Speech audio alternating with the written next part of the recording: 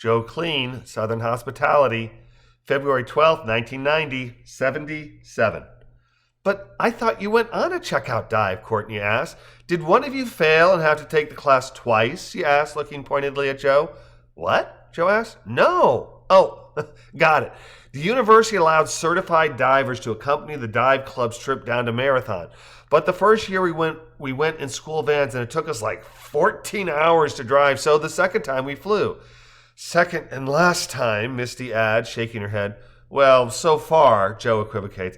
I'm pretty sure we won't go that way again. Talk about a fiasco. Your panicky diver have another problem? Lois asks. Emil? No, he was fine, Misty replies. It was a lack of coordination and getting left in Miami. What? Kelsey asks. What does that mean? You guys got left in Miami? No, Misty replies, drawing out the no.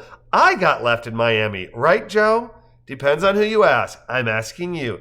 You got left in Miami, Joe concedes, nodding his head. But it wasn't my fault. No, it wasn't your fault, but it was certainly the nail in the University of Georgia's dive club scuba trips for this gal. Miami, Phyllis, how did you end up in Miami? And specifically getting left behind?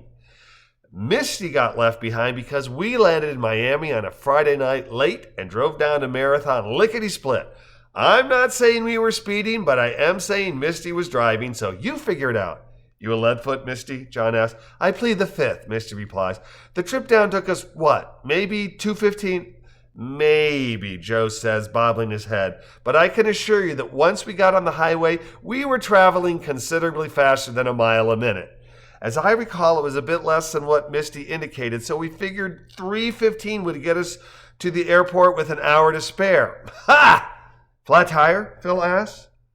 Traffic, Joe says, nodding 3 times slowly. Lots and lots of traffic. Our return flight was for 8 a.m. and there were lots and lots of folks heading into Miami who had enjoyed a weekend in the Keys. Our tickets were non-refundable, so Misty drops me off at the entrance before returning the rental. I get through security, run to the gate, wait until they're literally closing the door before boarding, and then hop on the plane. When we touch down in Atlanta, I call Delta and tell the customer service agent that I left my wife in Miami. And her first response is a screeching accusatory, "You left your wife in Miami?" But then it gets better. Better or worse, Courtney asks.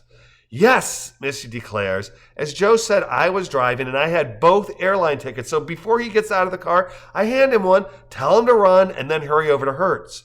Of course, I miss our plane, so after making arrangements to get on the next available flight, I'm sitting at the terminal waiting when the PA starts paging me. I go up to the counter and the operator says she has Joe on the line, and then she connects me.